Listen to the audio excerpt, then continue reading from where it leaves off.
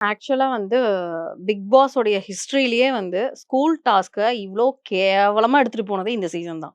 இந்திய தொலைக்காட்சியில் முதல் முதல் முறையாக முறையாக அப்படிங்கிற மாரி வந்து ஒரு ஸ்கூல் டாஸ்க் அதுவும் பிக் பாஸ்ல வந்து இப்படி எடுத்துட்டு போனது வந்து இந்த சீசன் தான். ஓ! இதுல பெஸ்ட்ன்னு வேற பாட்டு வேற படிக்கிறாங்க. கிங்ன்னு வேற பாட்டெல்லாம் வேற பாடுனாங்க நேத்து அரோரா லைவ்ல. என்ன பொறுத்தவரைக்கும் என்ன அப்டின்னா, ஒரு டாஸ்க் உங்களுக்கு குடுக்கப்படுது. நீங்க ஸ்டூடண்ட்ஸா நாட்டியான ஸ்டூடண்ட்ஸா தான் இருக்க போறீங்க. உங்களுக்கு வந்து பிரின்சிபல், டீச்சர்ஸ், ஸ்டாஃப்ஸ் அதாவது வார்டன் இவங்க யாருமே வந்து உங்களுக்கு பனிஷ்மென்ட் வந்து குடுக்கக்கூடாதுன்றது பிக் பாஸ் உடைய ரூல். பனிஷ்மென்ட்னா சின்ன சின்னதா தரலாம், கண்டிக்கலாம் அந்த மாரி. பட் கோவமா நடந்துக்க கூடாது. ஃபன்னா தான் எடுத்துட்டு போணும். நீங்க எந்த விதத்திலயும் அவங்கள ஹர்ட் பண்ணிடக்கூடாதுன்றது அ வந்து டீச்சர்ஸ்க்கும், பிரின்சிபல்க்கு, ஸ்டாஃப்ஸ்க்குலாம் சொல்லப்பட்டது. ஆனா, ஸ்டூடண்ட்ஸ்க்கு எந்த ஒரு கண்டிஷனும் இல்ல.